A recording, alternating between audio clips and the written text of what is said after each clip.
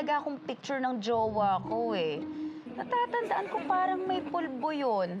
Teka, baka tama nga sinasabi ni Mike na dumaan ng massage parlor. Loko yun ah. Pam, Boss, nasaan na si Julian? wala pa boss eh. Wala pa? Wala pa. Nako! Ano na kayang nangyari doon? Matawagan nga.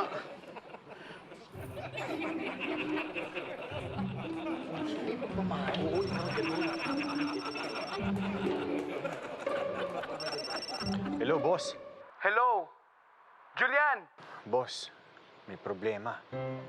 Nako! Sinasabi ko na nga ba eh! Anong ospital? Anong ospital, boss? Hindi ho. Andito sa bahay namin. Ito nga ayaw umalis. Eh bakit? Boss, mamaya ako na-explain, ha? Hello? Ano explanation? Ibigay mo kay Mike, kakausapin ko. Si Boss Oka. Ay, boss. Kuya, hello. Oh, baka mag-absent muna ako, ha? Kuya, huwag ka makulit. Karap ko si Ebe. Baka kita eh. Ha? May kapatid mo ko, boss mo ko. Dahil lang dyan sa babae, umpakan mo ko. Hintayin mo ako dyan, uupakan kita. Boss! Boss, ano nangyari? Ay, nako, tignan mo tong mga to. Ang gugulo nyo dahil lang sa babae. Buti pa tong jowa ko, tahimik lang. Pero teka, bakit nga ba tahimik to? Aba, baka may babae to ha? Lokong to, hindi pa nakontento.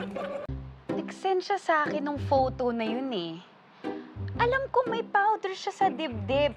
I'm sure. Nag-heart pa nga ako eh. Kailan nga ba yun? Kailan nga ba kasi? Ma'am, nasaan po yung mga mekaniko? Ay, sorry po, sir. Close na kami. Maaga kami nagsara personal problems. Ah, okay po. Ingat po kayo. Thank you po. Gusto mo ng pamasahe, kuya?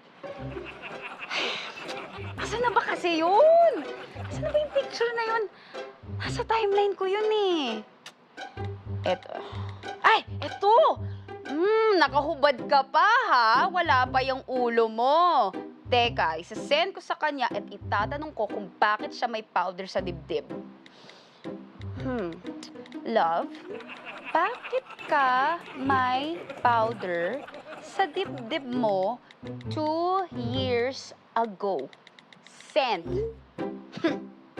Tignan natin kung anong excuse niya. Ay, ang bilis mag-reply. Eto na. Sino yang lalaking yan? Hindi ako yan. Ha? Teka. Ay! Classmate ko pala dati to. Si Elmer pala to. Oh my! Bakit ka may photo ng dibdib ng ibang lalaki? Oo nga, bakit nga ba? Oh no, tinagpa ako nitong Elmer na to. Jowa, please, sagutin mo. Ay! Pinatayan ako! Teka, wait! Magkita tayo, please!